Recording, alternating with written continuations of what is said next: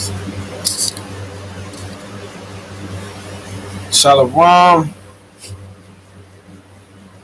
shalom, shalom, shalom, shalom. We back at it again, y'all. We back at it again.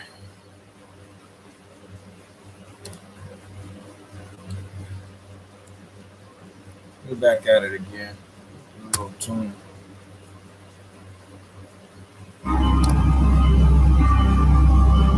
Shalom, much love and respect. We going off deep end. Get ready. We're going off deep end.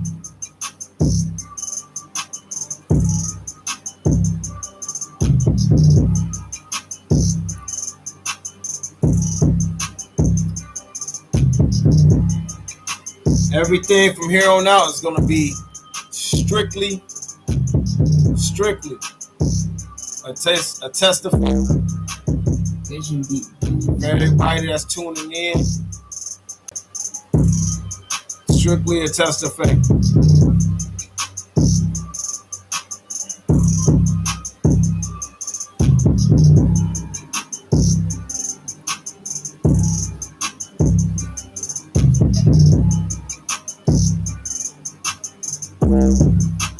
Vision deep.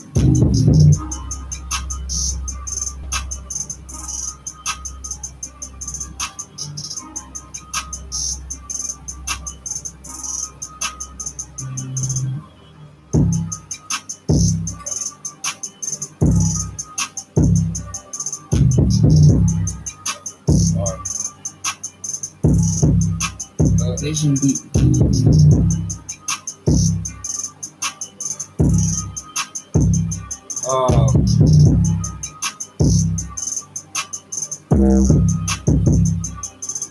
What I'm going to be coming,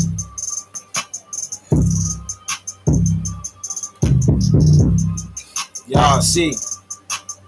Y'all gonna see. Vision deep. I want to first start off giving all praises, glory, and honor to the true and living power.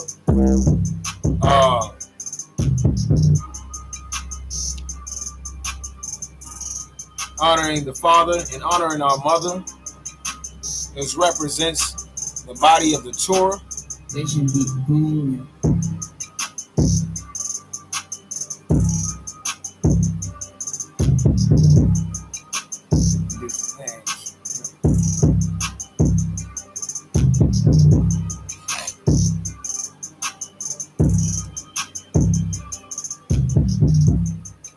See, it ain't the name, it's the story. It ain't the name, it's the story. And sometimes the name can get stuck to that story. So yes, that's very true, Brother Philip, but you gotta be discerning and you gotta be decisive with how the enemy set things up and really what power allowed to be set up, because power told you already that this will be a stumbling block. Most of us believe that the stumbling block is due to color. Oh, because Jesus is not really white.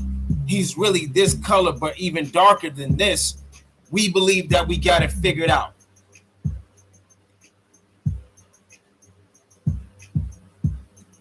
We believe that's what it is.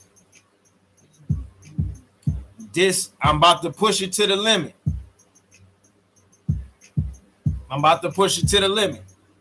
We don't got time, and I can't sugarcoat, and I can't walk on eggshells and prancy around for everybody. I can't. Whoever gets the do, they get it. Whoever don't, because first and foremost, it's not meant for everybody to get. So who's ever meant to get the do, they're gonna get it. They're going to get it. We're going to go into the deeper aspect. We're going to go into the deeper aspect of when I brung to you out of the book of Enoch. I brung to everybody that viewed me, whoever viewed me, on my previous lessons. The main thing I've been drilling.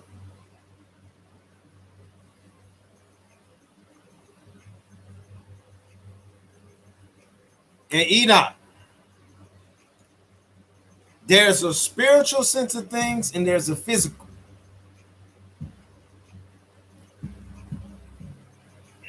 The separation. One is spiritual, one is physical. He said, the kingdom of David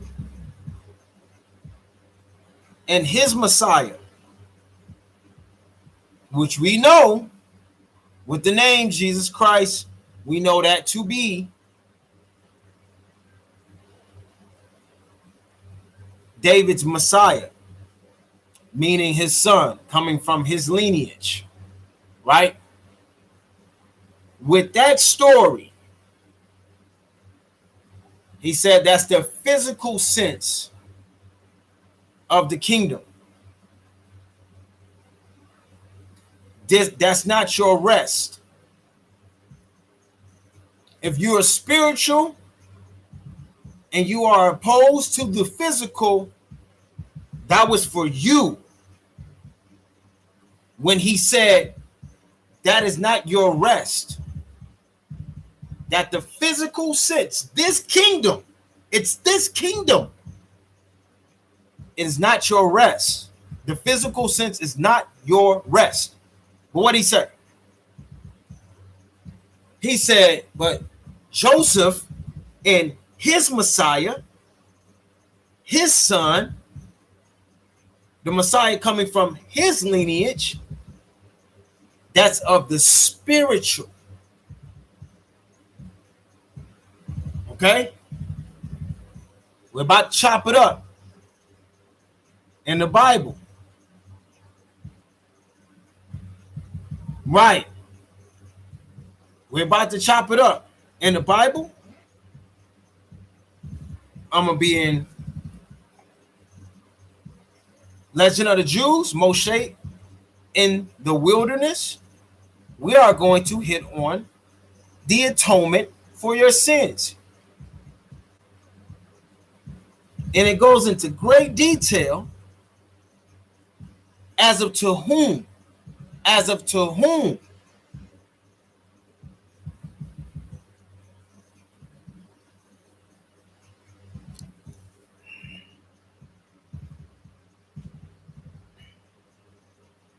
Right. Why should I go into this article?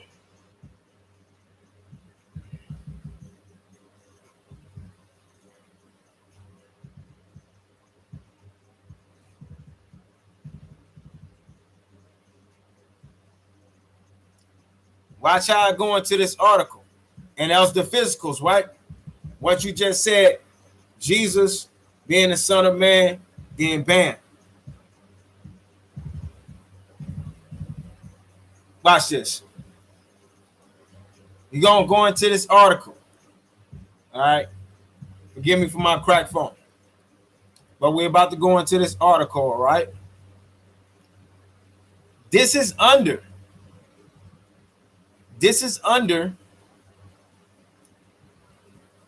Jesus Christ, Church of Jesus Christ of the Latter-day Saints.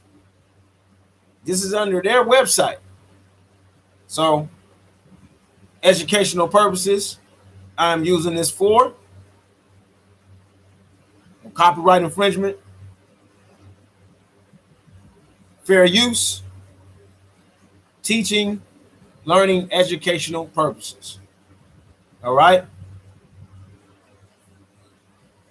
So we're going to go into various of different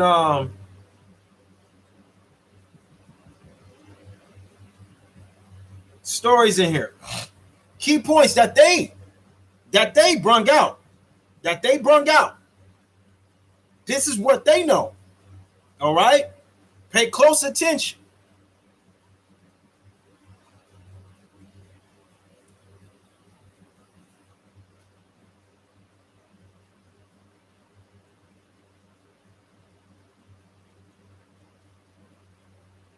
Now let me go. Let me bring this up. And it can start you off with the precept even. You see that? I mean, so you can actually see it. So let me do this. So you can see where I'm reading from or no. You get in there real good. Bam. See that? And it hit you with the precept. Once again, never mind the crack screen. You know. See, it gives you the precept. This is their website. All right? Get ready. Because by the will of the true and living power and the Ruach HaKodesh, I will continue to chisel down and crack down this matrix.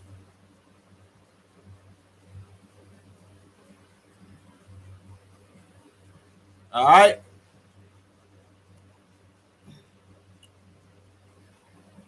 There is some question as to what Joseph Cope actually was.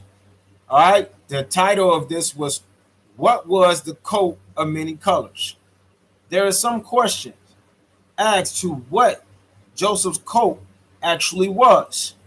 The Hebrew word donates a long coat with sleeves, i.e., an upper coat reaching to the wrist and ankles, such as noblemen and kings' daughters wore. Didn't give you a name or the commentary, not important. Note also 2 Samuel 13 and 18, which says that the daughters of King David wore similar coats. Okay? You ask, who did it first? Keep Isaiah chapter 9 and verse 15 in your head. The ancient and the honorable. Okay? The coat may have been a different, may have been of different colors, but its significance seems to have been far more than its brightness and beauty. One noted scholar suggested that it was a tunic, tunic reaching to the palms of the hands and sole of the feet. The long tunic with sleeves worn by young men and maidens of the better class. In this case, Joseph supposed by Bush to have been the badge of the birthright. We're going to get into birthright too. And what does that mean, birthright?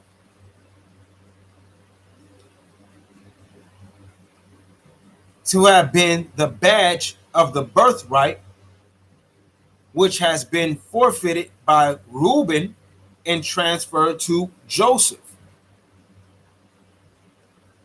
Okay. If indeed this coat signaled that Joseph held the birthright, which may have been in question among the brothers, because there were 4 firstborn sons in Jacob's family.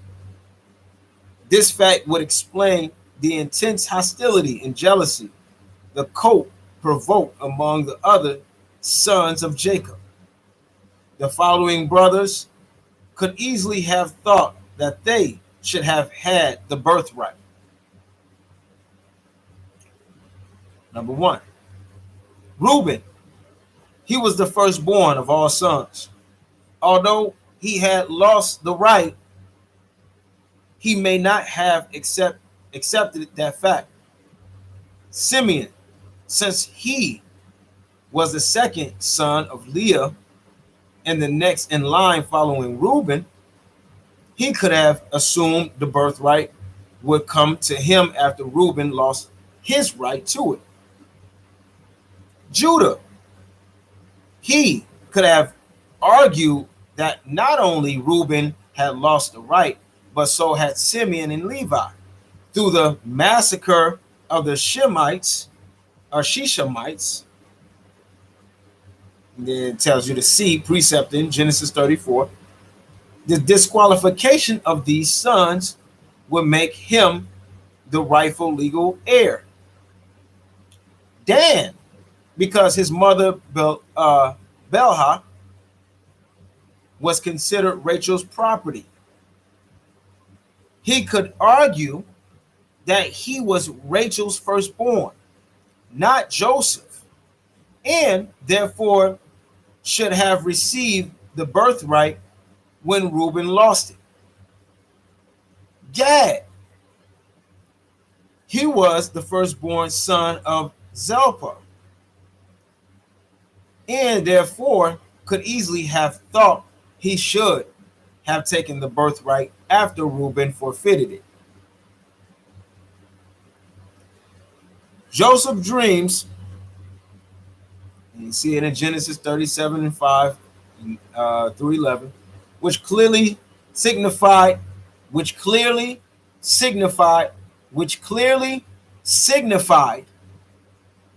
all right, future leadership, only added to the resentment among the brothers. If I got to go back into the book of Joseph in the Legend of the Jews,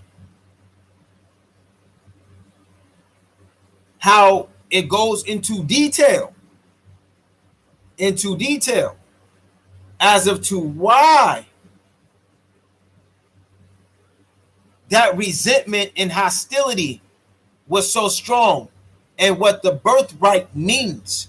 The birthright is synonymous, is connected, right, to glory, to the glory. Who's going to bring the glory of the Most High? Through what seed? What seed is going to bring the glory of the Most High, the Eternal Father, through? That's the birthright.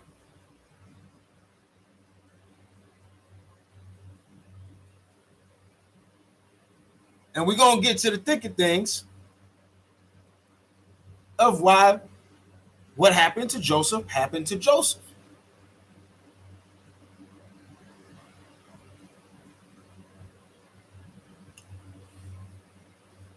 Next one, a first precept, Genesis 37:32.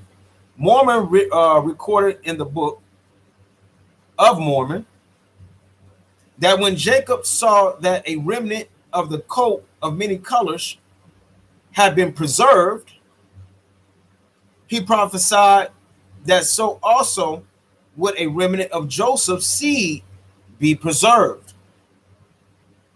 And then again, it tells you to go to Alma chapter 46 and 24.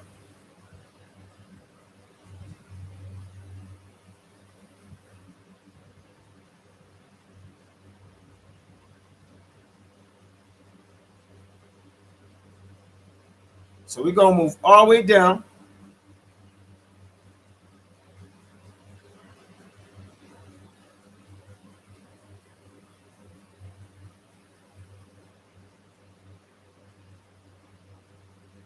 All I ask is for everybody to check out the credentials.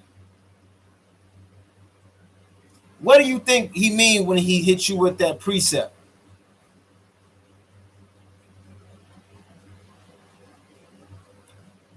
Matt, we gon' get to it.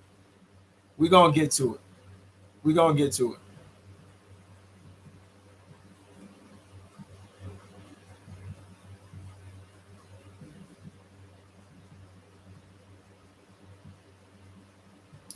Let's start right here.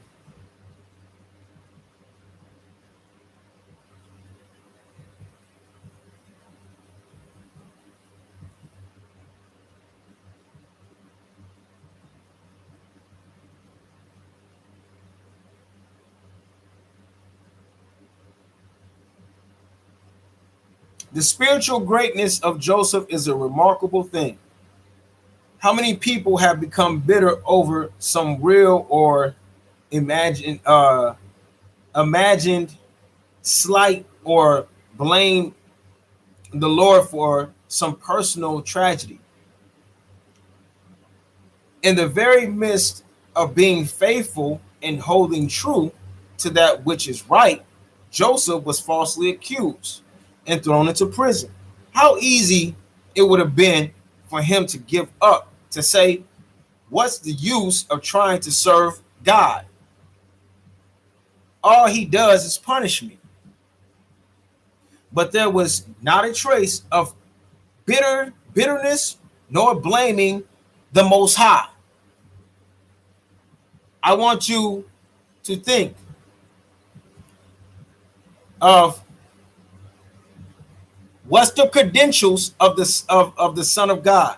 He was caught with no blemish, no spots.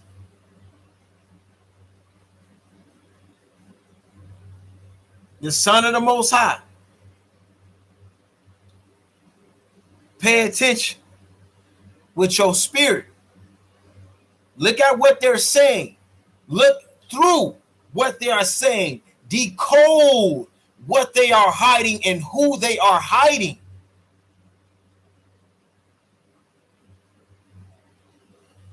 No blaming the Most High, Joseph continued being righteous and faithful. Unselfishly, he offered to interpret the dreams of his two fellow prisoners, telling them that the knowledge came from power, from the Most High.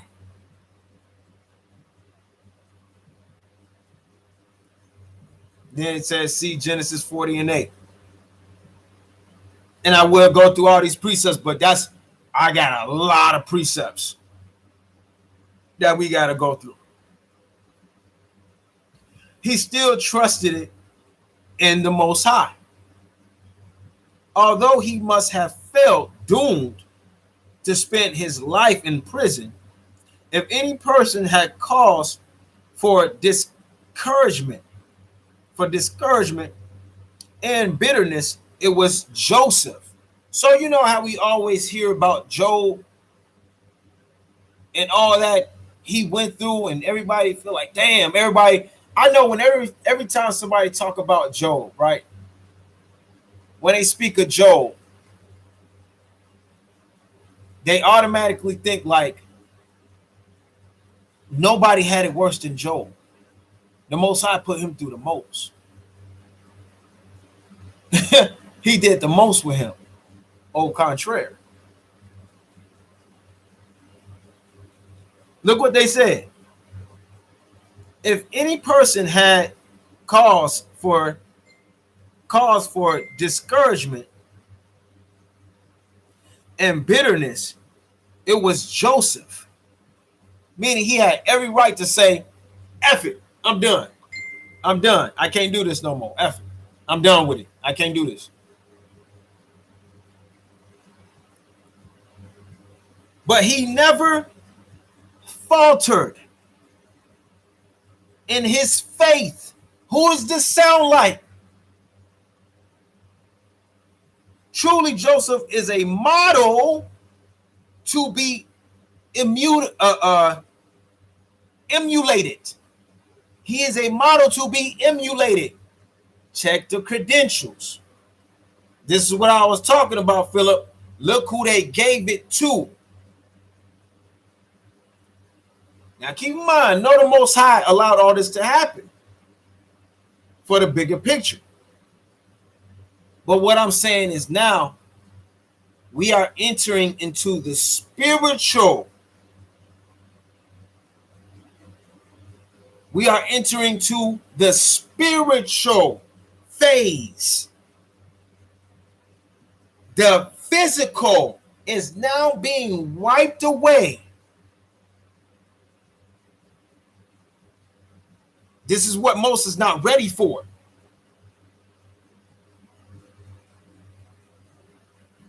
He is who did it first. And watch, I'm going to show you that they told on themselves.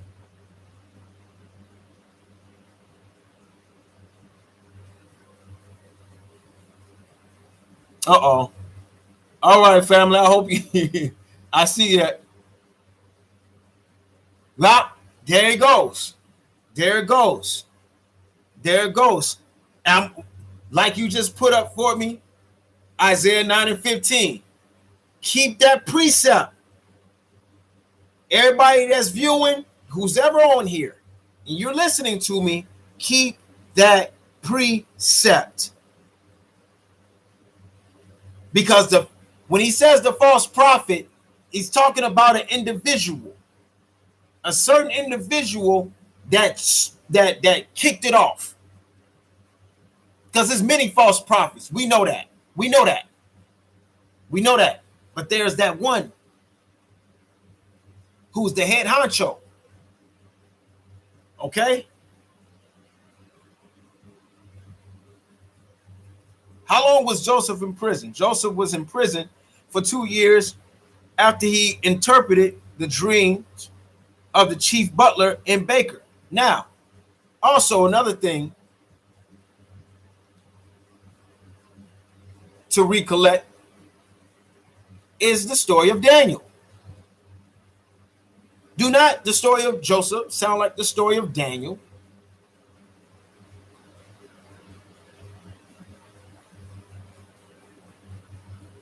You see how the prophets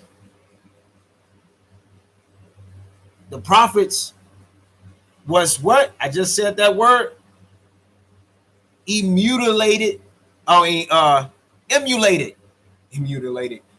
The prophets were emulating the works of the one that came before them and that sends them. They don't do anything opposite of what he have done. He have laid out the blueprint.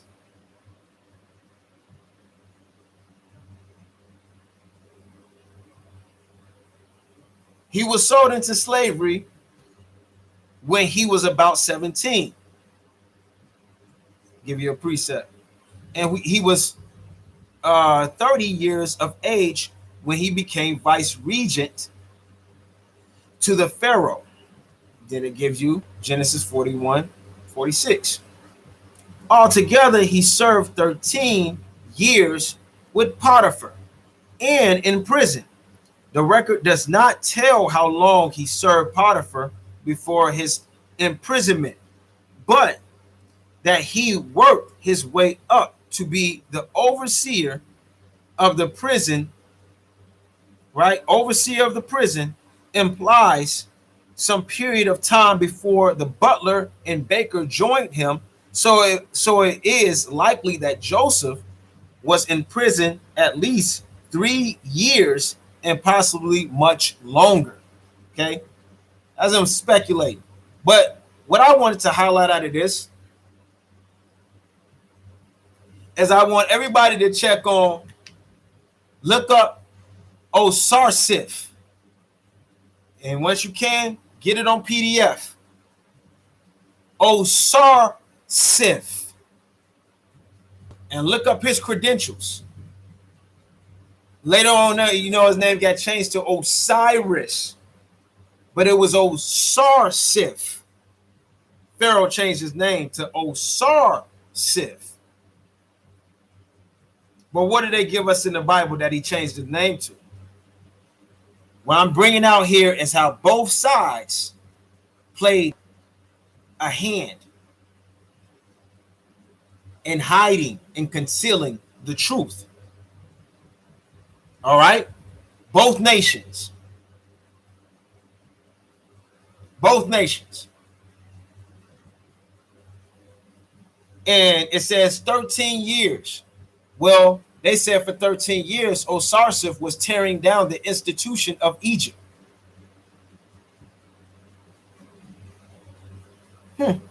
Why would this so-called high priest named Osarseph be tearing down the institution in the way of learning and teaching of the Egyptians? Why would he be doing such a thing? Look it up. Look it up. Look it up. We are in the era of knowledge. Why? Because he turned his face. He turned his face back to us. All right? Look all this stuff up. Trust and believe. Your boy been doing this research. You better believe that. Because I got the receipts and I will be pulling them up.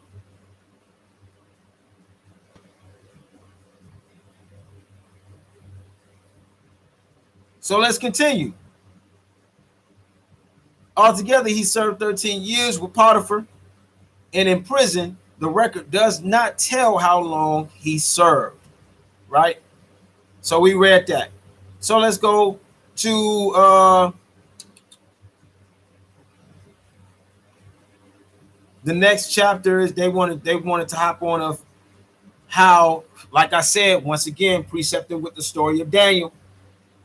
All the great and wise, knowledgeable man that was around Nebuchadnezzar, they couldn't interpret his dream. But who did? That's right, the prophet Daniel, the seer, right? The seer.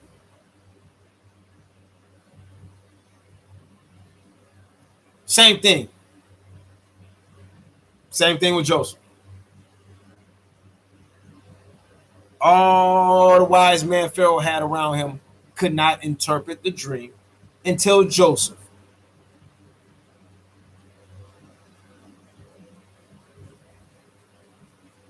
Okay.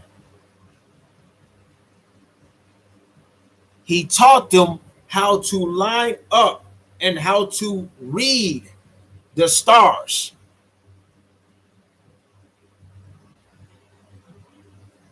He taught them celestial knowledge.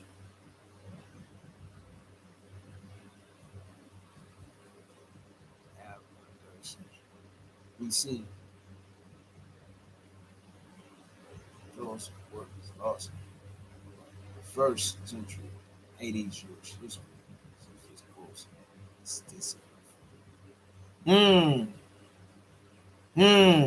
Osarseph is a legendary figure in ancient Egypt who has been equated with Moshe.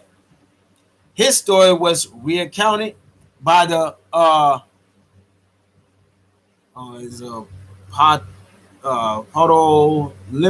Medic. I don't know how to say that word. Egyptian historian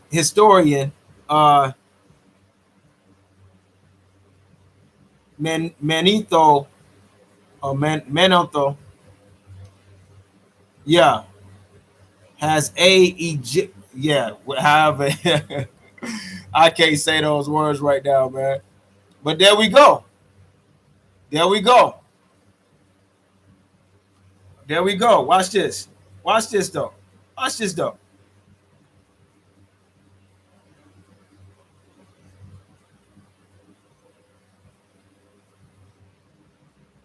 I'm gonna get right to it.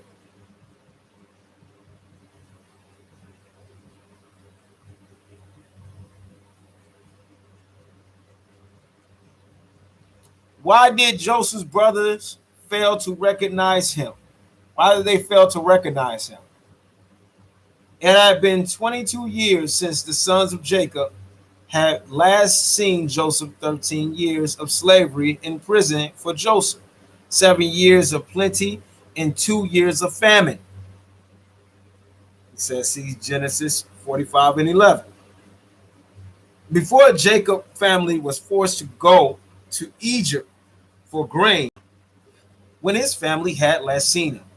Now he was a mature middle-aged man, and even if Joseph still looked very much as he did when he was younger, who would believe that a brother who was sold as a slave to a caravan of Arabians would have become the second most powerful man in Egypt, second to none.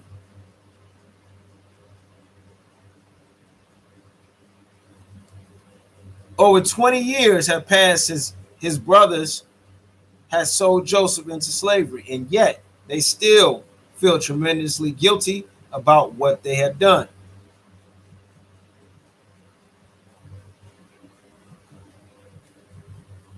The precept I'm going to go to it after I read this. Family, what's up, beloved brother and Scotty? You already know it's about to come, fam. You already know it's about to come. By demanding that Benjamin be brought back to Egypt, Joseph allowed his brothers to show whether or not they truly were sorry for what they had done to him so many years before. Would they now show the same lack of concern for Benjamin? It is significant, right, that Judah, who suggested that Joseph be sold, Judah suggested that Joseph be sold. Hold on to that. Became one of who was willing to become the surety for Benjamin. There does seem to be evidence of sincere repentance of the brothers' part, and Joseph's stratagem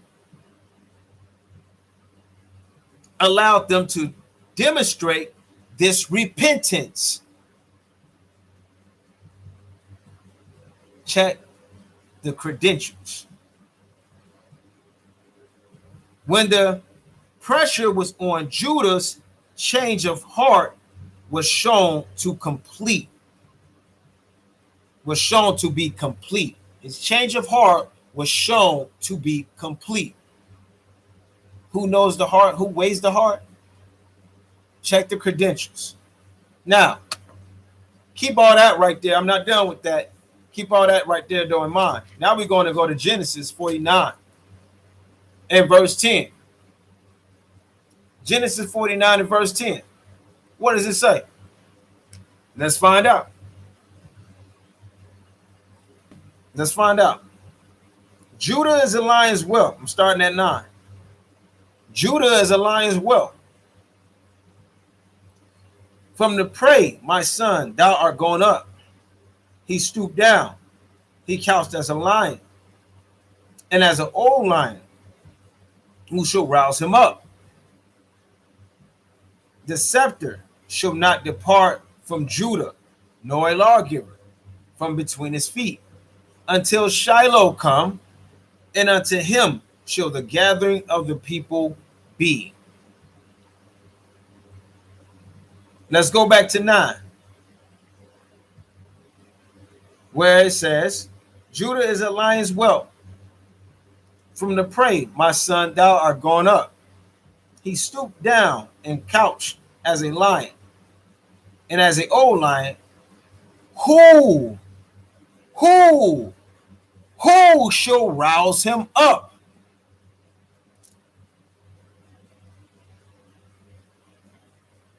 It goes into great detail in the Legend of the Jews of how Joseph was the one who roused up Judah.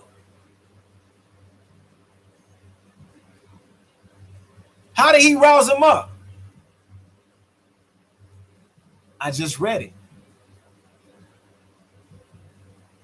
He wanted to see where Judah's heart was at. What's the best way of doing it? Well, now since they got a brother that looked like me, that represents everything of me, because we are the same mother and father, Benjamin and Joseph do, let me see how they would treat him. Would they treat him like they did me? So let me keep him. Meanwhile, the whole time Benjamin was in on it. Benjamin knew, because Joseph revealed himself to Benjamin by letting him have the astrolabe tool. And through the astrolabe tool, through the celestial instrument,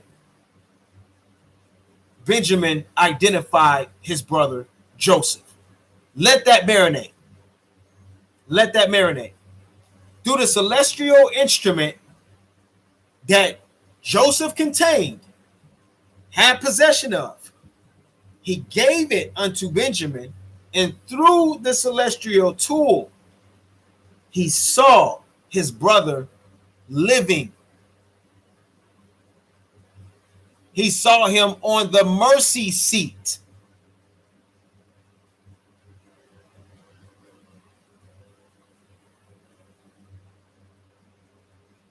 And to push their buttons, so to speak, and see their reaction. And that's exactly what happened. I read this in great detail. Great detail, Philip. Great detail. Where Judah was roaring at Joseph. They was fighting. And he saw that he couldn't move Joseph.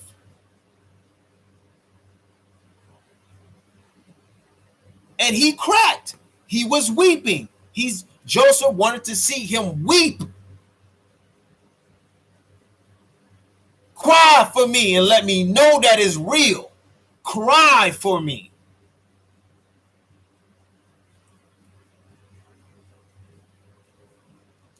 So we're going to continue on in this article.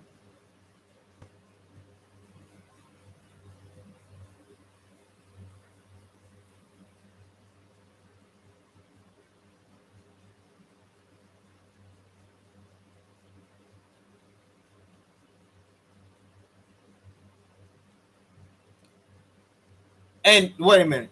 Let me put this, because this is the next one up. This is the next one up. This is what we talked about, family.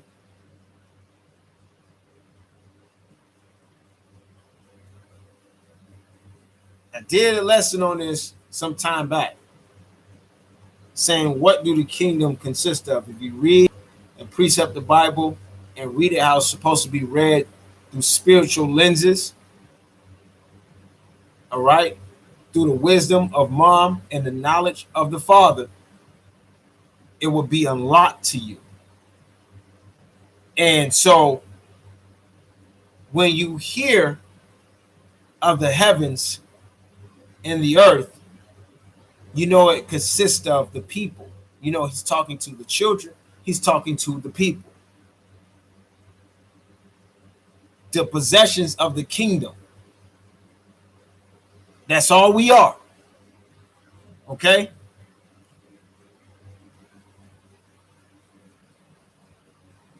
I got the words to put up.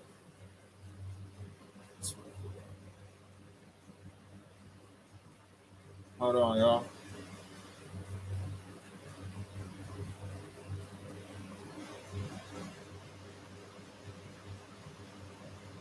This word.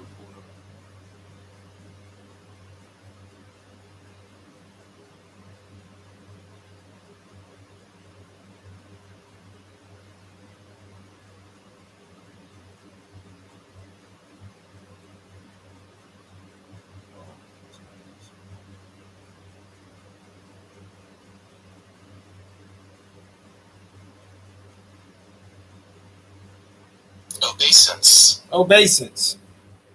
Obeisance. Right? Obeisance. And they bowed down their heads and made obeisance. Right? The phraseology in this verse is the same as that used in Genesis 37, 7 and 9. It had taken over 2 decades, but the Maker's revelation were now fulfilled. They just told on themselves, y'all.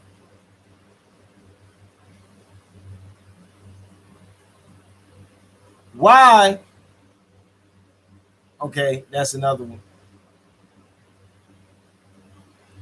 Let's hit on this.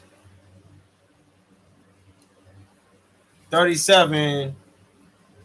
This the precept we gonna get. This the precept we gonna get. And then I'm gonna reiterate what revelation and do I got over again.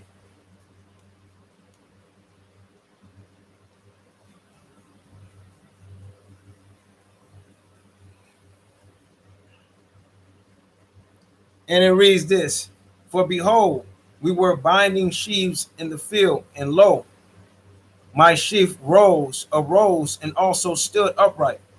And behold, your sheaves stood round about, and made obeisance to my sheaf.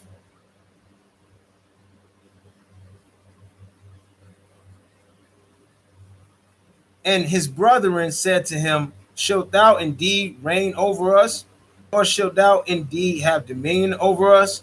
And they hated him yet the more for his dreams and for his words. Now let's go into a deeper sense of this. Right? Let's fill in the gaps that the Bible purposely left out. Right? Purposely. Let's go into it. Let's go into it. From Joseph to Exodus. Let's go into it. All right, let's go into this story real quick.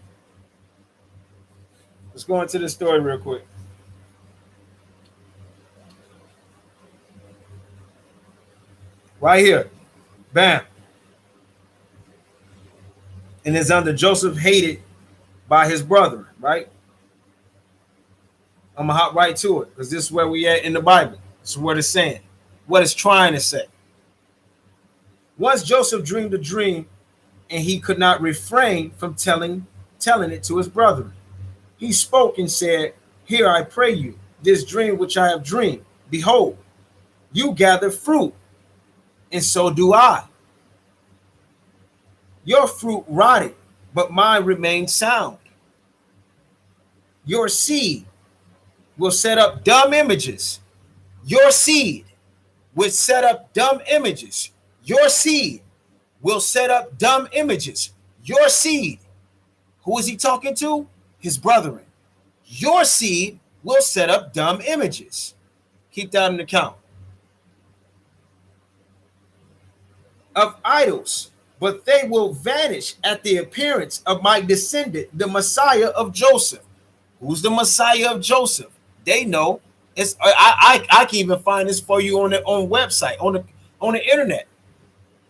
On the Jewish website, they call him the Messiah ben Joseph. The Messiah ben Joseph. And they give you Joshua, the son of Nun. That's the Messiah of Joseph. They know. They know what they pulled. They know what they did. The problem is we don't. But that's all that's going to end. All that's about to end right now. I'm kicking it off. Most High willing. You will keep the truth as to my faith from the knowledge of my Father. You will keep the truth as to my faith. As to my faith. F-A-T-E. As to my faith. So he already knew. He already knew. Unsubconsciously, he already knew his higher self, right? Knew, being the Son of God that he is, what he would have to go through.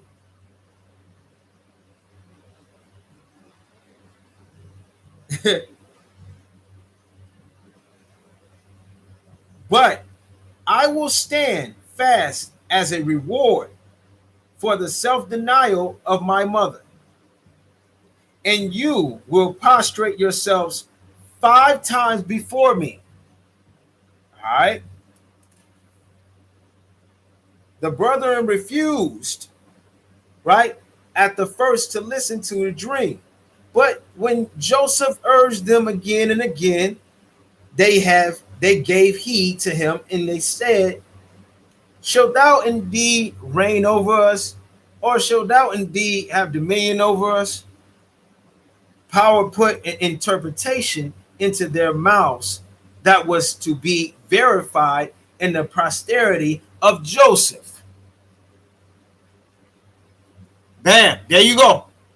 It ain't just, but that's the thing, Philip. That's why we ain't supposed to be stuck on no damn color.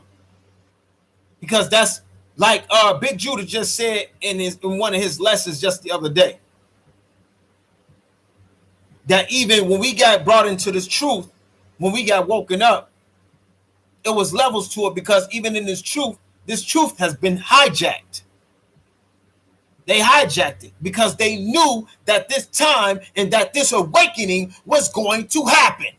They knew.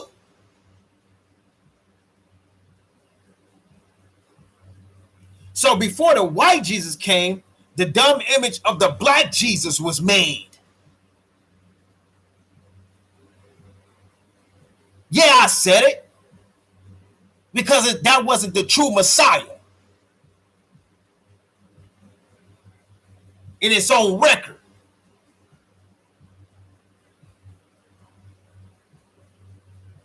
Jeroboam and Jehu, 2 kings.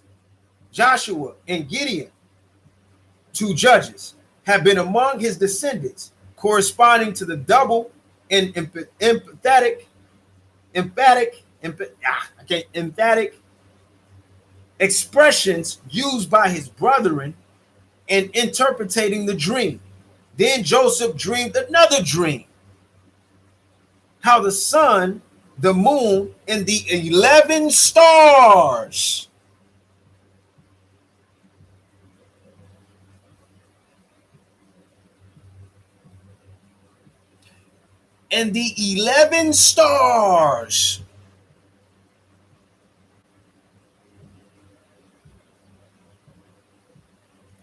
bowed down before him, and Jacob, to whom he told it first, was rejoiced over it.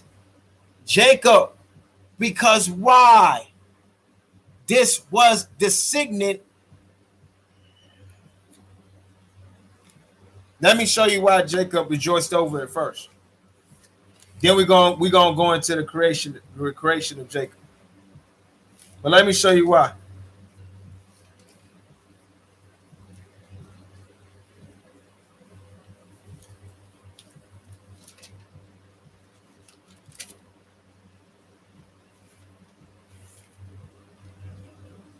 Numbers 24.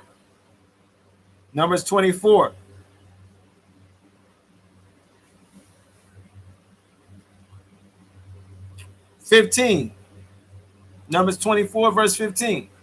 And he took up his parable and said, Baalim, the son of Beor, hath said, and the man whose eyes are open hath said, he has said, which heard the words of power and knew the knowledge of the Most High, which saw the vision of the Almighty, falling into a trance by having his eyes open. I shall see him, but not now. I shall behold him, but not nigh. There shall come a star out of Jacob, and a scepter shall rise out of Israel, and shall smite the corners of Moab, and destroy all the children of Seth, or Sheath. And Edom shall be a possession. Seir also shall be a possession for his enemies, and Israel shall do valiantly, valiantly. Out of Jacob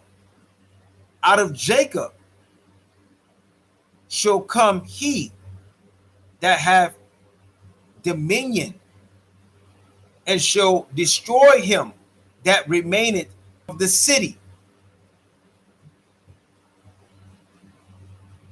Our truth has been hijacked. For that destroyer has already came. The former, the days of old. Keep reiterating. Keep reiterating. When Jesus came on the scene, that was not the days of old.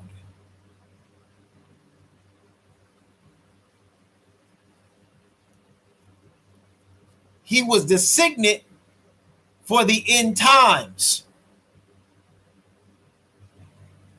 The Son of Man was the signet for the end time.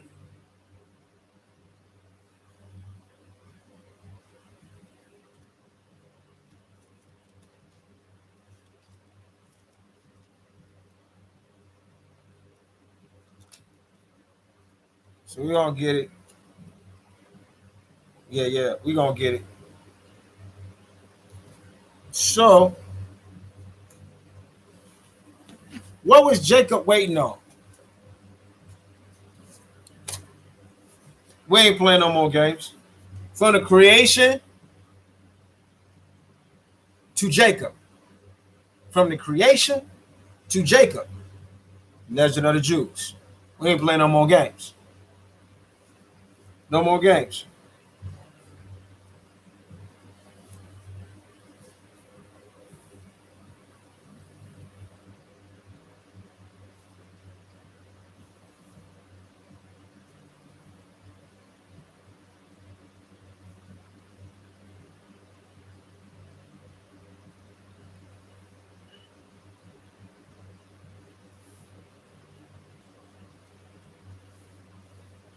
Now,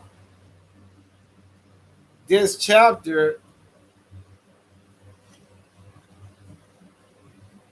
the birth of Jacob's children, that's the chapter I'm on. All right.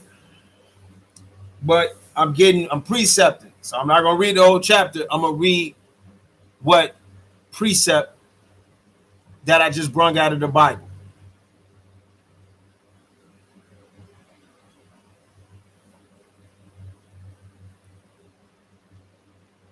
Remember what I just read. And Edom shall be a possession. And Edom shall be a possession.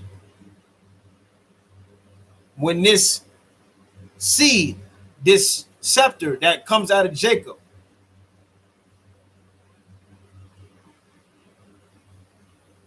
but I'm about to give you the full picture. Now the wives of Jacob, Leah, Rachel, Zilpah, and Bilhah, united their prayers with the prayer of Jacob, and together they besought power to remove the curse and barrenness from Rachel. On New Year's Day, the day whereon God sits in judgment upon the inhabitants of the earth, he remembered Rachel and granted her a son.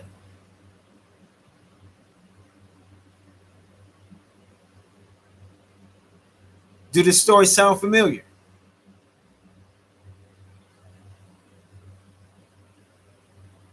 And Rachel spake, God had taken away my reproach, for all the people had said that she was not a pious woman, else had she borne children. And now that power had hearkened to her and opened her womb, such idle talk no longer had any reason. By bearing a son, she had escaped another disgrace. She had said to herself, Jacob had a mind to return to the land of his birth, and my father will not be able to hinder his daughters who have borne him children from following their husband there and their children with their children. But he will not let me, the childless wife, go. 2, and he will keep me here and marry me to one that is uncircumcised.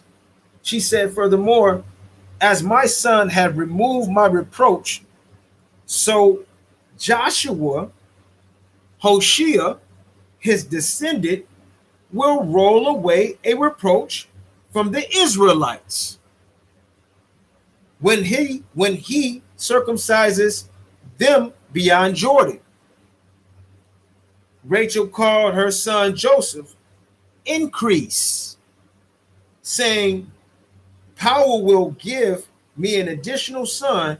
Prophetess as she was, she foresaw she would have a second son, but an increase added on by power is larger than the original capital itself.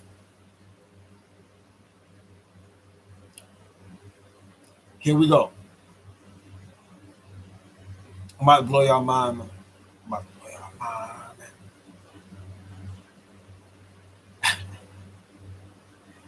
Benjamin, I'm going to tell you how they play themselves, how they catch themselves up. Benjamin, the second son, whom Rachel regarded merely a supplement, had 10 sons, while Joseph begot only 2.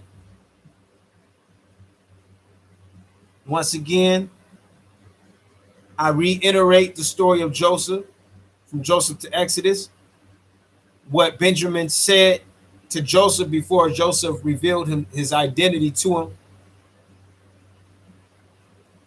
How he said his 10 sons he named after the attributes and characteristics of Joseph. I'm going to say that again. Benjamin named his 10 sons after the attributes, the prestige, the characteristics of Joseph. He named them after that. Okay? These 12 together may be considered the 12 tribes born by Rachel. What? These 12 together may be considered the 12 tribes born by Rachel. Had Rachel not used the form of expression, the Lord add to me another son. She herself would have begotten 12 tribes with Jacob.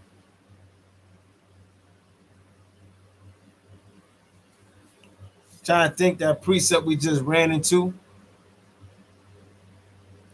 Blessed is he that is born of the woman. What do you think he's talking about? And so this spiritual. This is spiritual.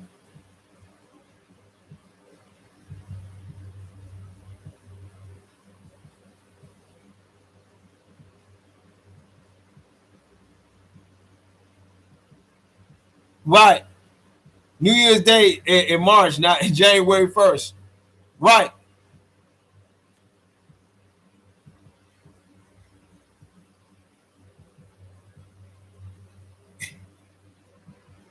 Okay. So let's get down to the nitty gritty.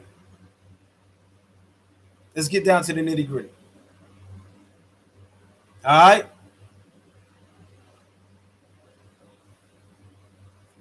I'm just proof that my power liveth. And everything he said, he didn't lie about one damn thing. Everything he said was going to come. It's here now. It's here now. Jacob had only been waiting for Joseph to be born. Jacob had only been waiting for Joseph to be born. Jacob had only been waiting for Joseph to be born. Jacob had only been waiting for Joseph to be born. Jacob had only been waiting for Joseph to be born. Think back. Numbers 24, 15 on down. Being preparations to begin preparations for his journey home. To begin preparations for his journey home. Back to the spiritual world. Back to the heavens. Past the firmaments.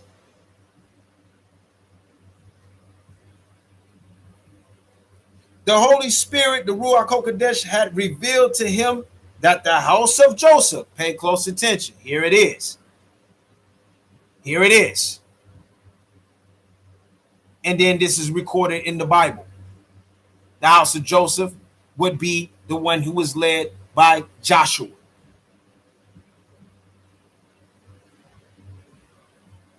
That the house of Joseph would work the destruction of the house of Esau. Oh, they told us it was Judah.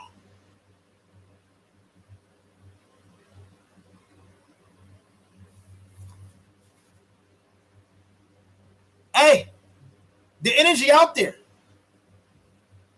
Go look at what Big Judah just said. That why do you think they infiltrated? Okay, they infiltrated the truth.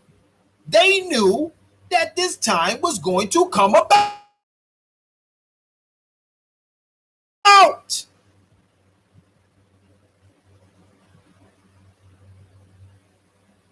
They knew.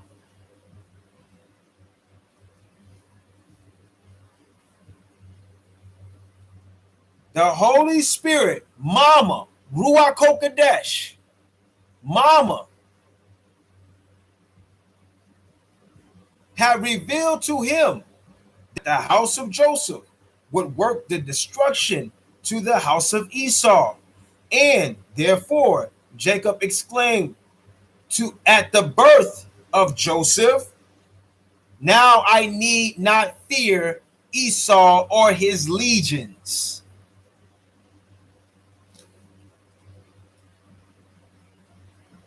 What we got going on here, y'all? Are we going to continue to ignore the truth?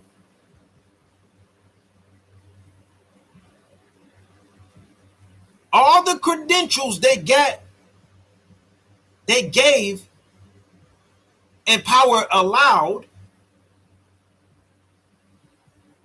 for Jesus Christ to have, all the credentials that Jesus Christ carried, give them back to the rightful owner. Give it all back.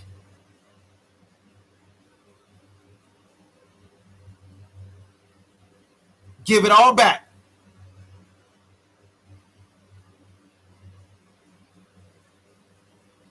There it is. There it is.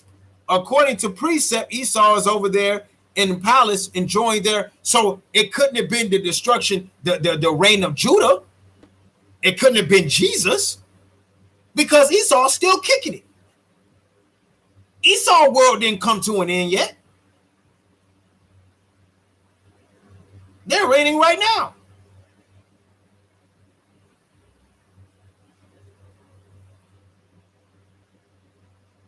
They also being confederate in the lie, right? How? What other thing I can check off of how they hijacked the truth? Come on, what's the biggest one now? What they tell us? Oh, Esau's the white man. Esau the white man. Esau the white man. What's coming about now? Huh? What's coming up? Camaro's bringing it out. Blackbeard Mirage. Look at all these YouTubers. Dan Galloway.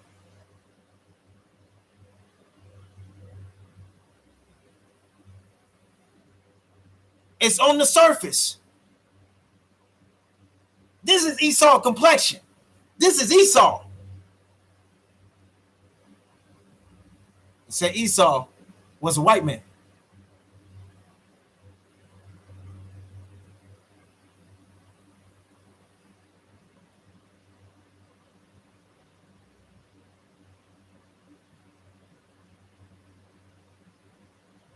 So many lost in that. Philip, it's ridiculous.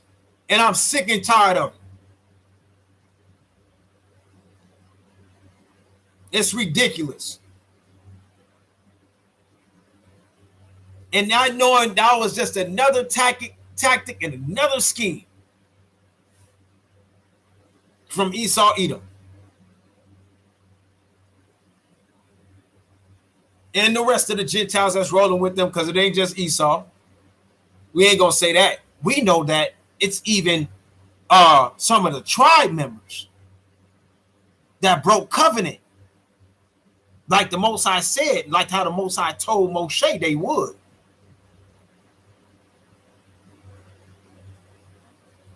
And made a covenant with Esau and them. Who did it? Who the one that got that glory instead of the rightful owner? Who do everybody know and praise? Huh? And it's true. Because you want to know what's funny? Whenever I hear David, I hear Hoshea. I hear Joshua, the son of Nun. Whenever I hear Jesus Christ, I hear Joseph, Yehoshaphat, Jehovah.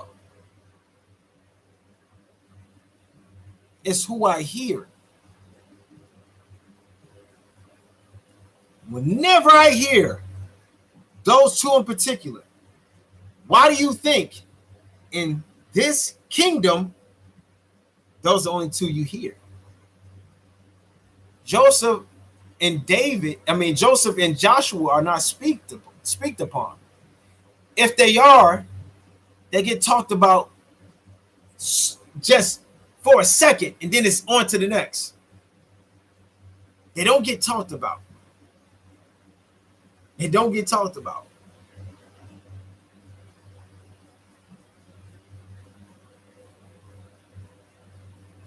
And the Most High said furthermore unto him, put now thy hand into thy bosom. And he put his hand into his bosom. And when he took it out, behold, his hand was leprous as snow, white as snow.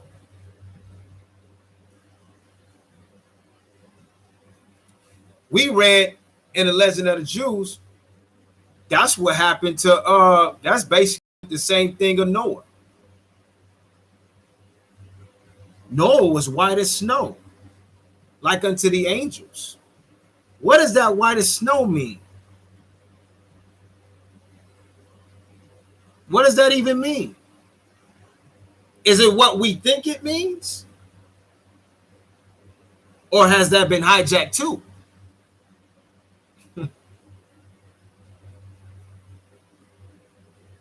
Come on, man. Moshe, born white, then his skin gained color. How else could his hand turn white later? Fallen angels, that is. Because Noah, Shalom, sis, because Noah, they said, and my brother Scotty just brought this to me today, matter of fact, that Noah was like unto the angels, and he had locks. Hair, he was born with locks, dreadlocks, and his skin was white as snow.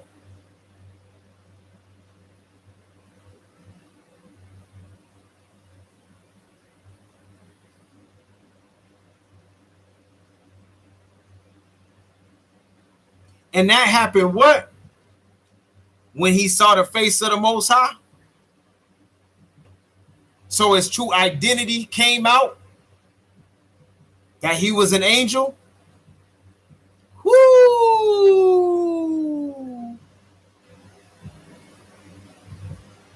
When the angels fell, they lost their skin colors. Colors. Just like how Joseph is green.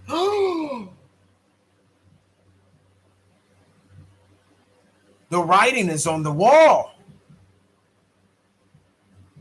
All the credentials that Osiris got, this is why they got him on Egyptian, right? Egyptology.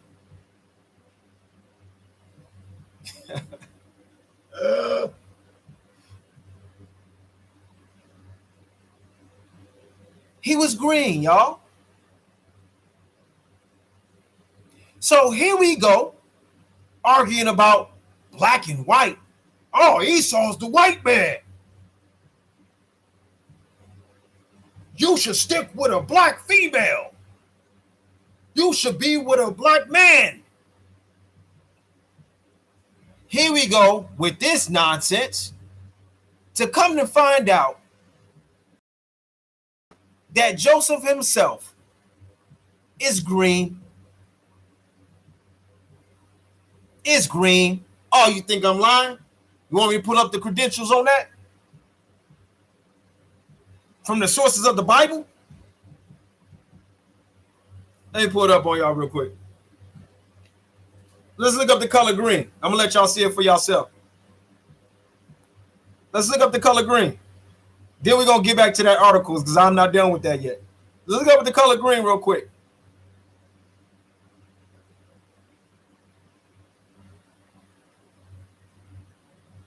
Let's look up the color green. It's all the information out there, y'all. The web, the internet backfired on their ass. Or you can find the information literally at your fingertip. Just look up whatever the spirit put in your head. Listen to your spirit, which belongs to the Most High. Just listen to it. It's going to tell you. It's simple. Green. Let's go to it. And I got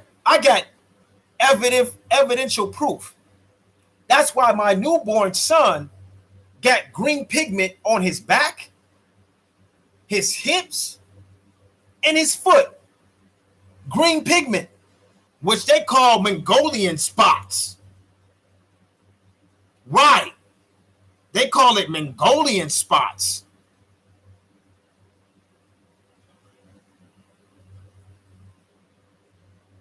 There it is. Does not the Most High use evil devices for good as it is written? Because he controls both sides. So it's for us to search out a matter, right? All this came from researching and from what power was putting within me. All this came from it. None of this is my doing. You can believe what you want to believe. I don't give a damn. None of this is my doing. All of this is the Most High power, because none of this do not make sense to me.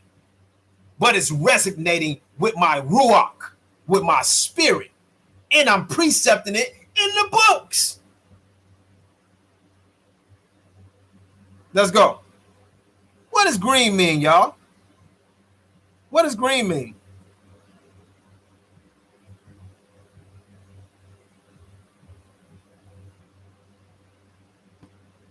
Definition. Come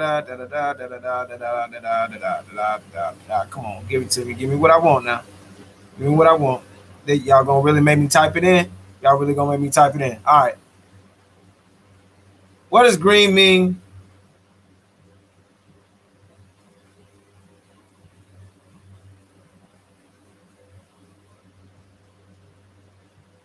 Biblical meaning. Biblical meaning. Biblical meaning of the color green. Biblical meaning of the color green. Joseph was the son of God. That's in the Bible. Green is obtained by mixing yellow trails and blah, blah, blah. All right. Word of God.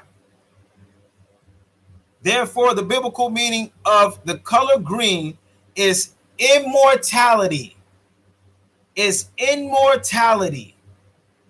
Is immortality. The color green is immortality.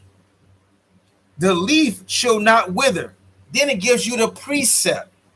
Psalms chapter 1 verse 3.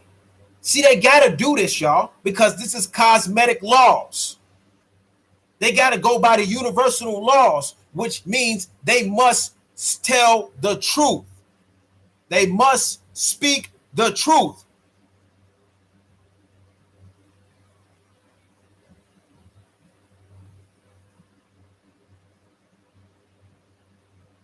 Green is also symbolic of resurrection, which we see each spring. What did you just say, Philip, about, it's funny, about how March is New Year, springtime? Who came in the springtime? Joseph. And he showed up green, y'all.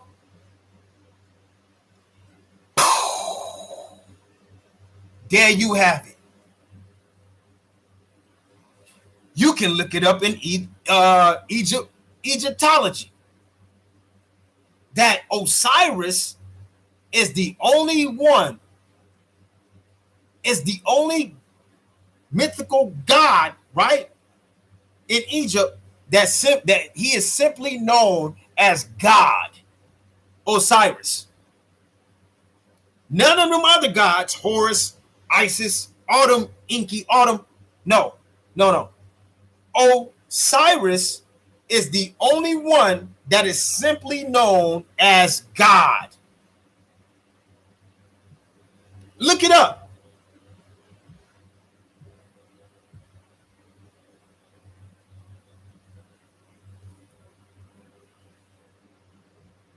Right there.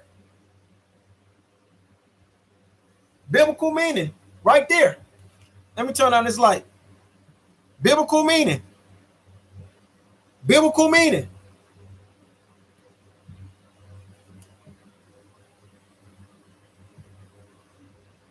Immortal and resurrection. Immortal and resurrection. What did they take out of the Bible? The resurrection of Joseph. He resurrected from the Nile River.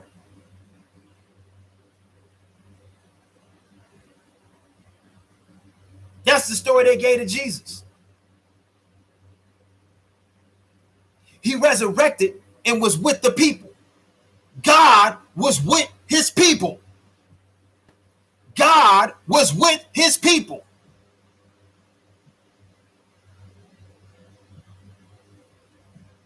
Why you think they told us this is the year of Joseph? See, but they gave it to you in the form of the Matrix. Because they knew that you was going to think, yeah, Joseph, this is the year of Joseph. Yeah, Saint Joseph, the father of Jesus. The father of Jesus, yeah. I told you, I'm not about the name no more. I'm against the story.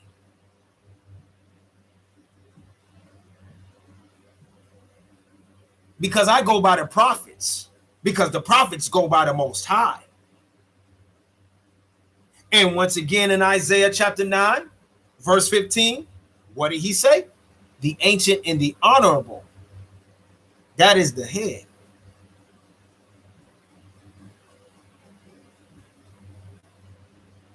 The one that teaches lies, the false prophet, that is the tail.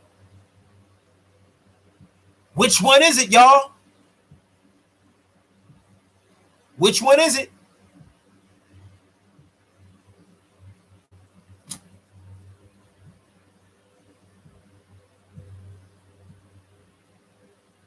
Yup. Hey, we was just talking about that in Noah. My beloved brethren just brought that out in the Legend of Jews in the story of Noah. How Noah was the one that was responsible for all the technology back then. The former is nothing but the latter. The former is nothing but the latter. Why you think Joseph is being spoke upon so much now?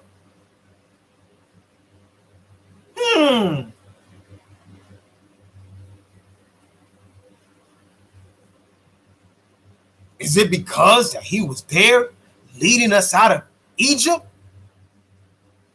Leading us out of Exodus? Like he has done before? He's coming to do again? And they notice, right? So what do they give us? How do they hijack our truth? How do they hijack it?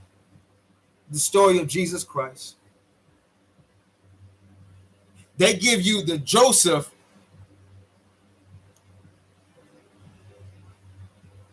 that didn't knock up his wife. And Jesus Christ came from an angel.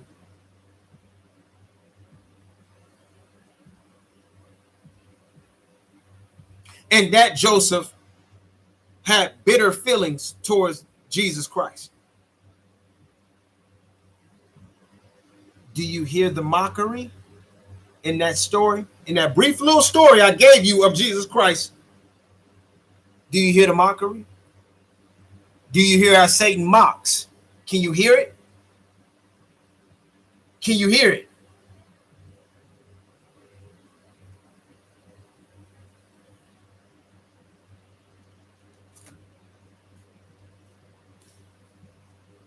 Watch this. I might be hopping back into well, I'm definitely gonna be hopping back into Legend of the Jews.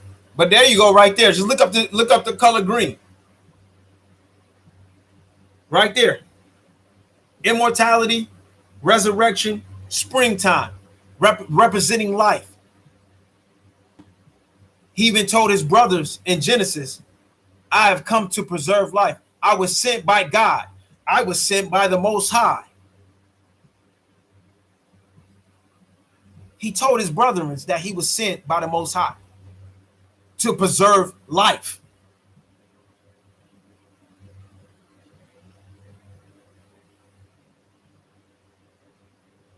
So watch this. Yeah, it was, sis. It was. I can't remember exactly what chapter, but it was, Q. Right there in the seal portion. Right there. Man, his face. He's the one who has the credential of hiding his face. His face, my beloved brothers and sisters, is turned back to us. Do you get it?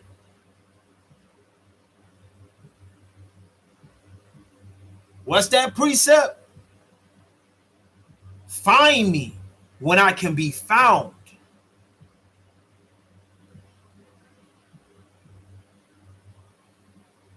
Who hid his face from Jacob? When you hear hid his face from Jacob, it's talking about the house. It's talking about the brethren.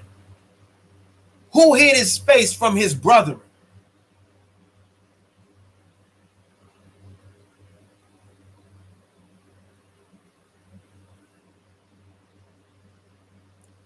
Here it is. Truth in plain sight. Truth in plain sight. Here it is. Y'all ready for this? Under this article, you can look up this website yourself. Jesus Christ, the Church of Jesus Christ of the Latter-day Saints.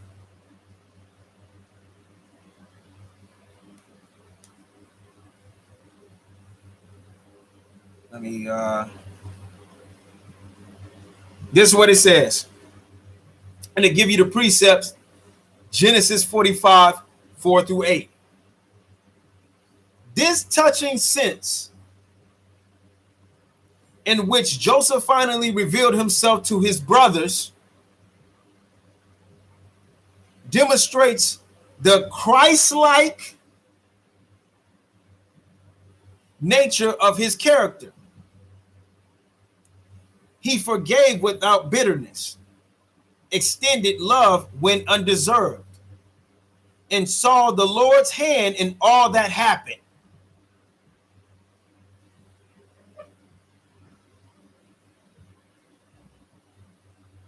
I just want them to give the credentials back to the rightful owner.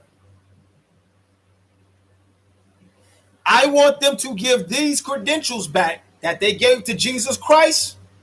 I want it given back to my appointed father, because that's who Joseph is. He's the appointed father sent from the Most High. I want his credentials back, because once his credentials come back, y'all, so do ours. Once Joseph's credentials come back to him, so do ours. As long as we run along with that Jesus Christ story, our credentials will forever be unknown.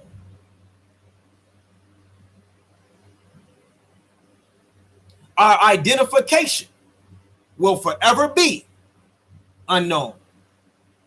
We will forever have the title African American.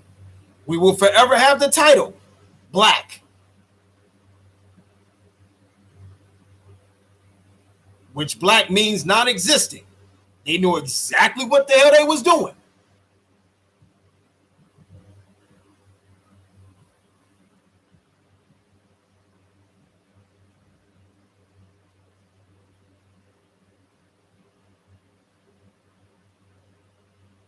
Period. Period. Period, Philip. Like I said, Big Judah just said this on his live. He just said, reading out of the sealed portion, I don't know how long Big Judah been in the sealed portion, but just with him diving into the sealed portion, he just found out that the dragon that you hear about in Revelations, that's our power. That's our power, y'all.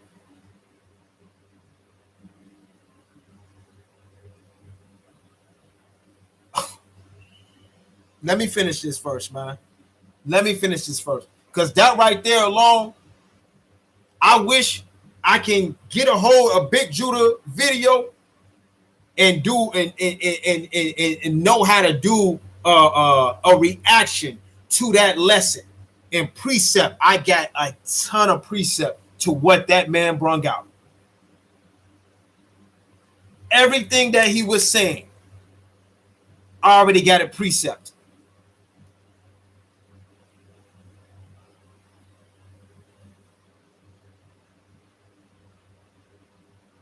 But his similarities to Christ go much deeper. Listen to, they telling on themselves right here, man. But his similarities to Christ go much deeper, huh? It does, huh? Okay. As Nephi said, all things from the beginning of the world were given to typify or symbolize Christ. Then it gives you the precept. See 2 Nephi 11:4 and Moses chapter 6 verse 63. It has already been shown how Abraham was a type of father and Isaac a type of Jesus when Abraham was commanded to offer Isaac in sacrifice. This act was a similitude of God and his only begotten son. Now, this is to their knowledge and understanding, but they're not too far off. So they believe in that sacrificial. That's not how the Most High sacrificed Joseph. The sacrifice was already made when he came down here into this form. When you enter into this realm, you're entering into mortality, not immortality. You're mortal now. You're in sin. This is sin. This is death. Through death, he was able to steal. He was able to defeat the devil through death.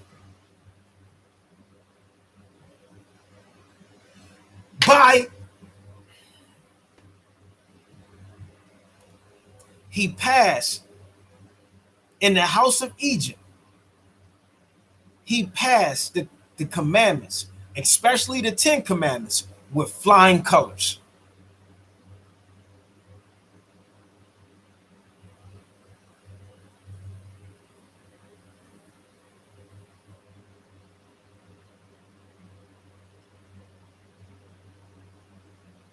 A prophet is one who has the testimony of Jesus.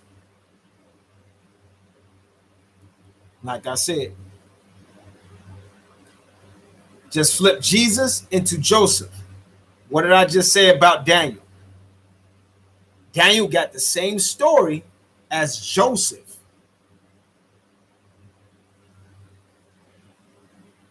Same story. Ezekiel has the same story as Joseph. Jeremiah has the same story as Joseph. Look it up, man.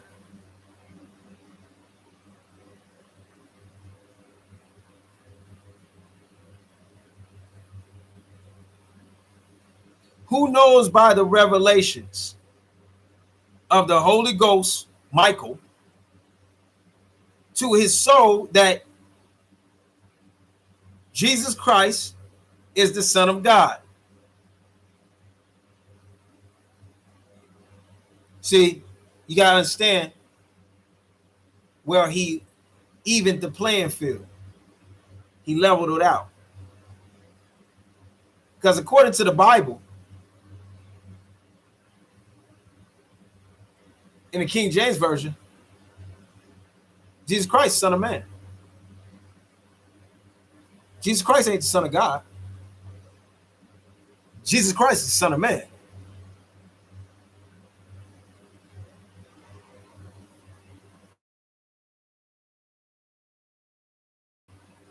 Son of Nun, Hoshea, the son of Nun, he's the Son of God.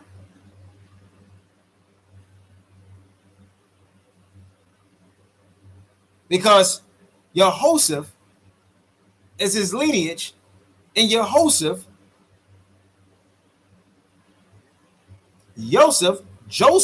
is the Son of God.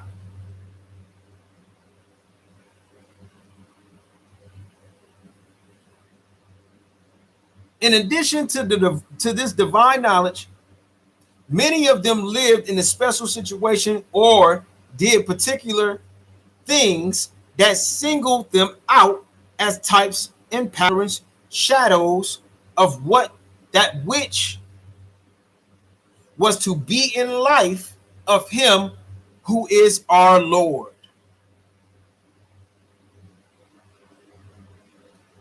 Likewise, the life and mission of Joseph typifies the life and mission of Jesus. Consider the following.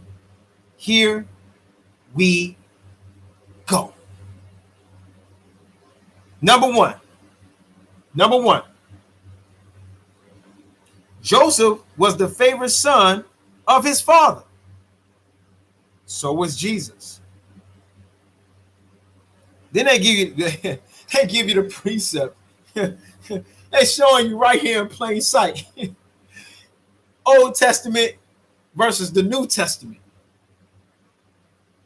The ancient and honorable, he is the head. The prophet that teaches lies, he is the tail, aka New Testament.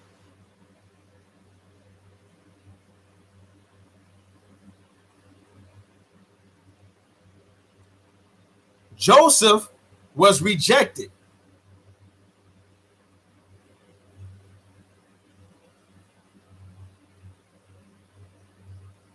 Also the name Strong's Hebrew Concordance Joseph, he increases, a son of Jacob, also the name of several Israelites. I got something for that. Family. Watch this. Joseph was rejected by his brothers, the Israelites, as Jesus was. Like I said, it gives you Old Testament and New Testament. It gives you Genesis 37:4. Then it gives you John chapter 1 and 11. You want to see the breakdown to that? Let me interrupt this real quick, because they done messed up by doing that. Now, watch this, y'all. Watch this. And I'm going to show you how power works. You see this? You see what it's scrambled at? A child did that. A baby did that. A baby in my son Nehemiah, when he was about 2 years old. When he was 2 and the baby was around 2. Both of them did that, right? I was mad as hell when it happened. I was mad as hell. I was livid. I was hot, right?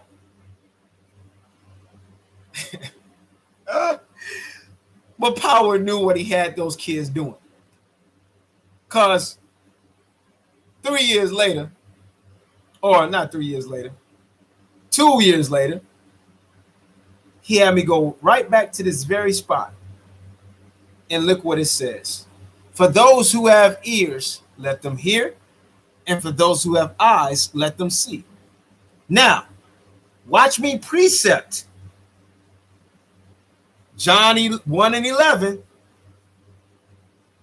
in Genesis 41 or 42, verse 6 on down, right? And it says this, y'all. And Joseph was the governor. Then they say about Jesus, what they say about Jesus being the governor, coming back. He's going to have the government upon his shoulders. Okay. Over the land, and it was that sold to all the people of the land. And Joseph's brethren came and bowed down themselves before him with their faces to the earth. I just read to you out of the story of Joseph that vision that he seen.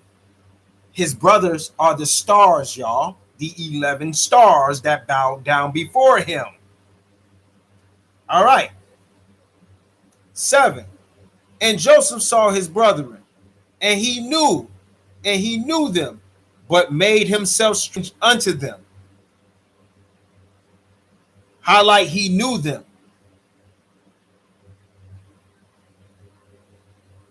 And spake roughly unto them, and he said unto them, whence come ye? And they said, from the land of Canaan, to buy food.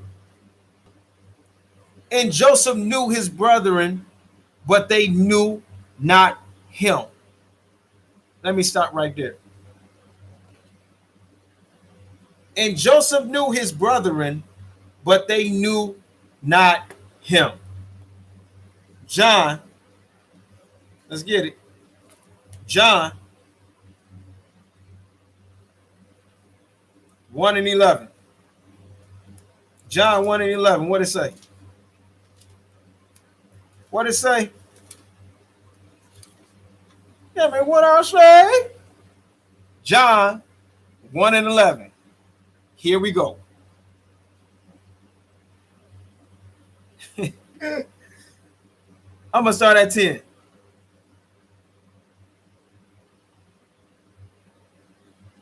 He was in the world, and the world was made by him. And the world knew him not.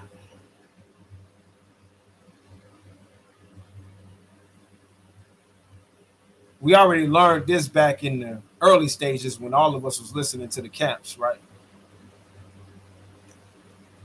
The world consists of the house of Israel. The brethren, y'all. And the world knew him not.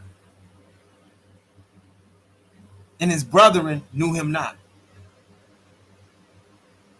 He came unto his own, and his own received him not.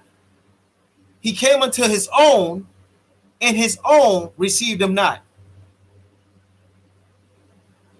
Did the brethren receive Joseph? See how they see how they putting it in your face? 1 Corinthians 3:6. I have planted, Apollos watered, but power gave the increase. Woo!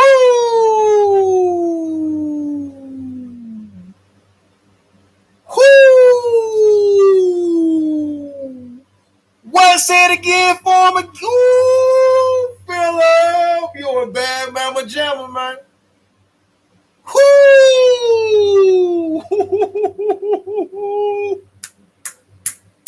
There it is.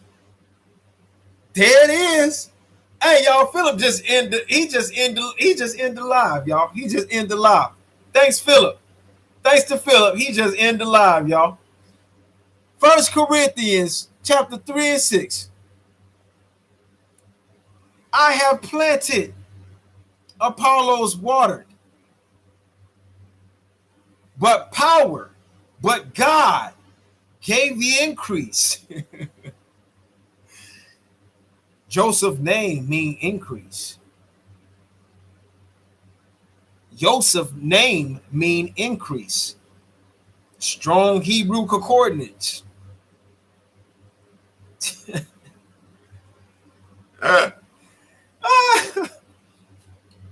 There it is. In plain sight. Can y'all tell that his face turned back to his people now?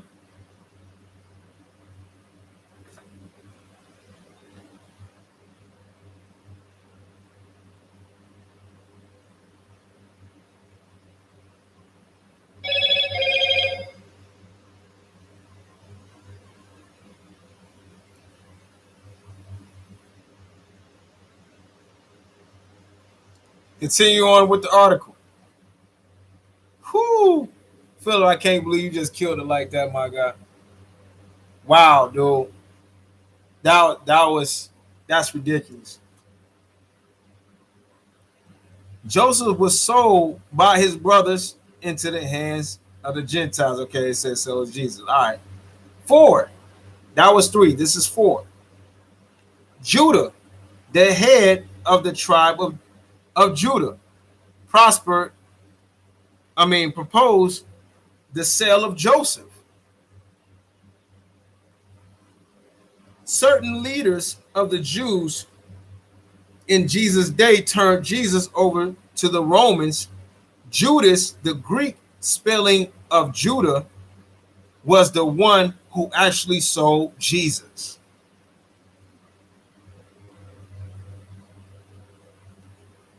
Five. And like I said, it continues to give you the precepts of the Old Testament and the New Testament. The truth in plain sight, y'all. In plain sight.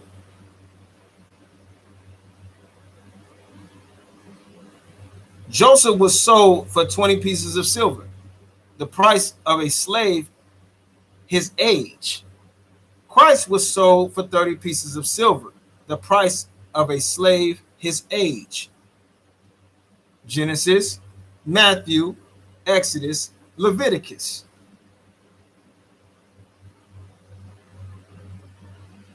6.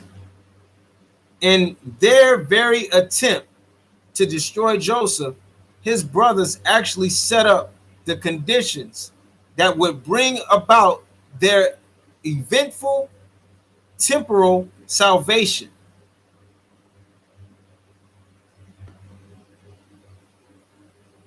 I'm gonna say it again.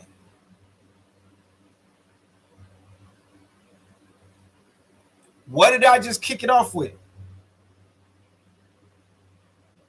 This is the kingdom of David, the kingdom of the physical sense.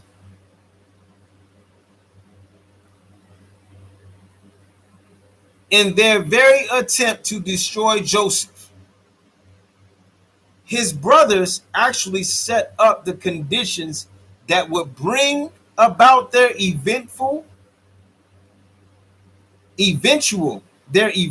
temporal salvation, that is Joseph, by virtue of being sold.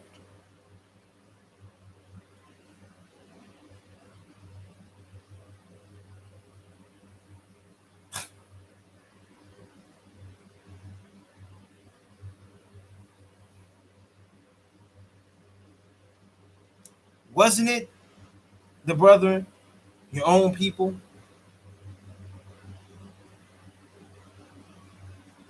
That was warring against us and was trading? Not that slave trade, with the ship and all that Jesus Christ, all that they told us. No. We know that's cap. That's not real. That didn't happen. But what did happen was the brethren coming over here and making trade deals over here and making war over here.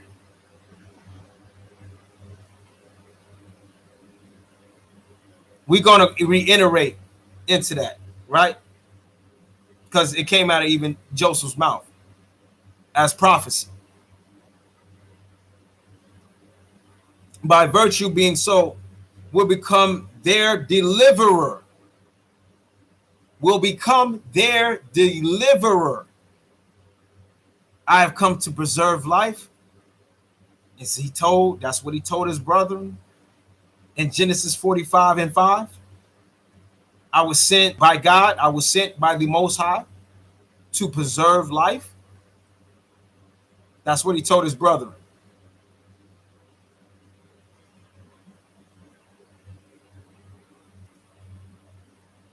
Jesus, by his being given into the hands of the Gentiles, was crucified and completed the anointing sacrifice, becoming the deliverer for all mankind.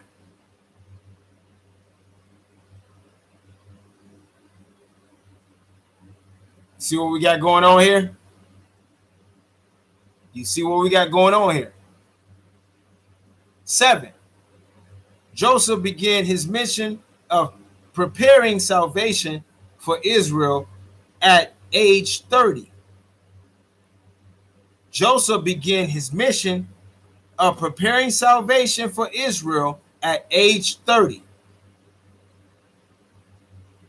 Just as Jesus began his ministry of preparing salvation for the world at age 30.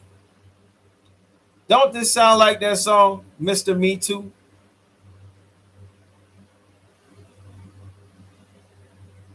Once again, Genesis 41:46, Luke 3:23.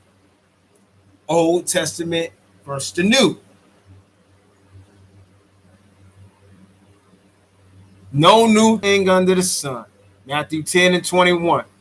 And the brother shall deliver up the brother to death, and the father the child, and the children shall raise up against their parents and cause them to be put to death.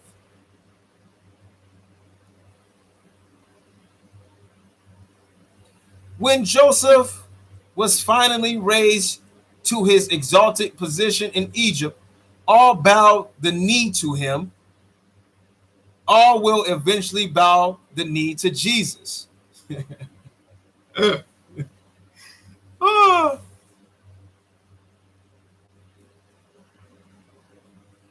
see this?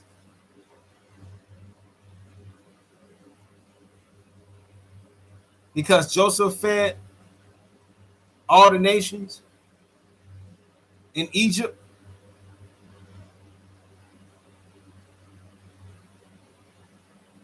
One big cycle of good and evil. Over and over again. And the earth, the same way it was before, happens again. And that's why I got to end. This is the end of the rendezvous. This is the end of it. The last Exodus.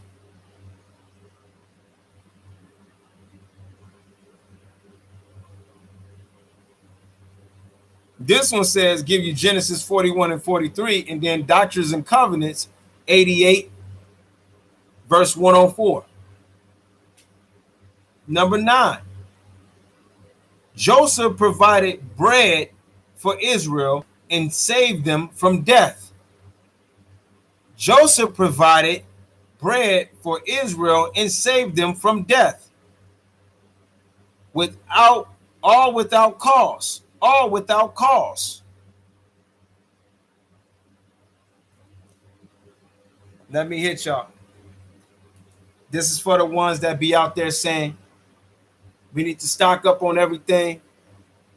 They coming to do this. They coming to do that. They about to do this. They about to do that.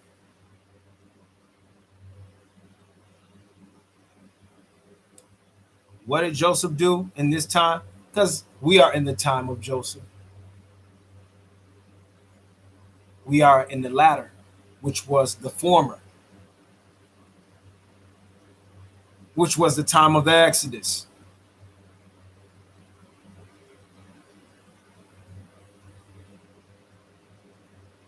He fed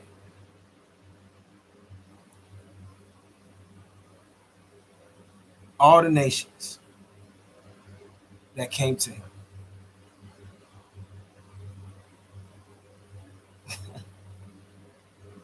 He preserved life.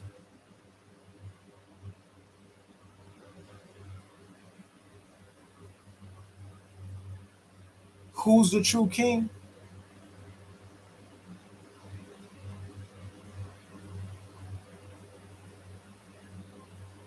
All without cause. That's why they throwing out the stimulus checks and all that. They want you to worry about the financial, all that mess. But I know my daddy now. Yeah, I know who daddy is now. I ain't worried about it. Not one teensy little bit. I ain't worried about it. Not at all. Not at all. Not at all. Jesus, the bread of life, did the same for all men. Here they go. Gotta one up them. Gotta one up them. Oh, what they retracted. Message retracted. What they retracted yours, family?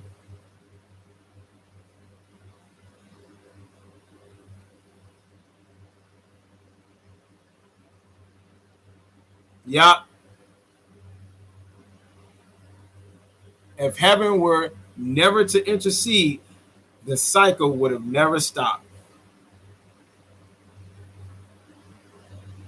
It'll never stop. Perpetual. Ongoing. Ongoing chaos. Ongoing mayhem.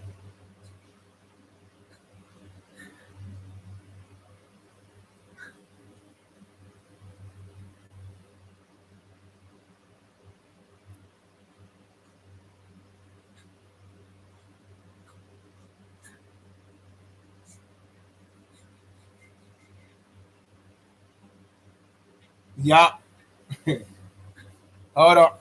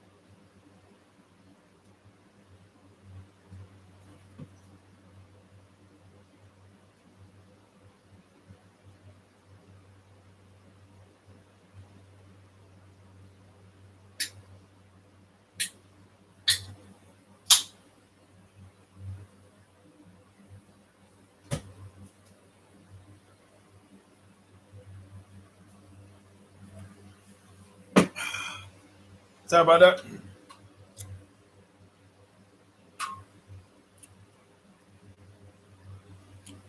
So let me get back to him of what happened, right? With the brethren. What did he see? What did Joseph see?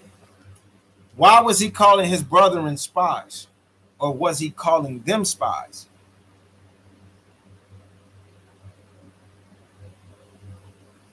Back to 42, Genesis 42. They're going to start at 8. And Joseph knew his brethren, but they knew him not. And Joseph remembered the dreams which he dreamed of them. Just read it. From Joseph to Exodus. From Joseph to Exodus. Just read it. Probably had to cut in and get back on here and make a part 2. So then it says what? And Joseph remembered the dreams which he remembered of them, and said unto them, Ye are spies, to see the nakedness of the land ye are come.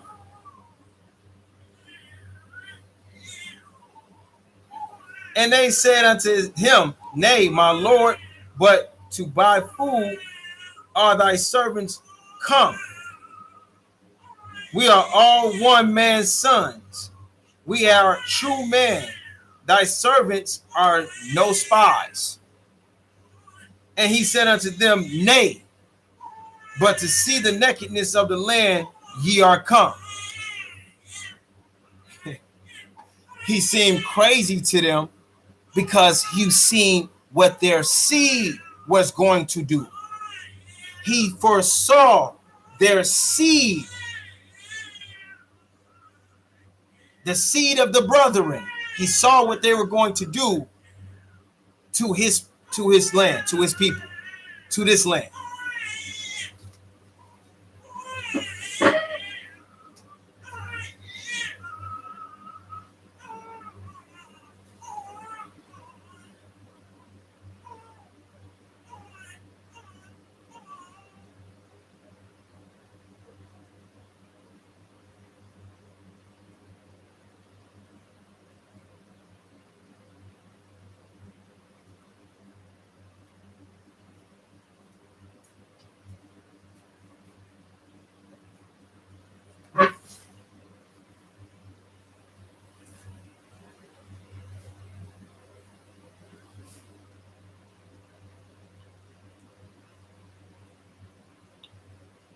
So we're going to pick up. And so I'm going to try to. I want to get, I didn't get to the big kaboom. And I'm going to pick up and we're going to come back this way. All right. It's going to be a part 2 to this. Y'all stay tuned. Philip, I hope you catch it. I hope you come back on because, man, I love the way you precept, man. I love the way you precept, beloved brother. Sky, you already know what it is, family. You already know what it is. We got some more work to pull out in Lighthouse, man. But Shalom, my beloved brothers and sisters. Part 2 is coming soon. Part 2. I'm going to try to do it tonight or something, if possible. All right? And upload it on a computer or something. But I love y'all. All praises to the true and living power. Shalom. Barakathiah. Peace, peace, peace, peace. Love, love, love, love.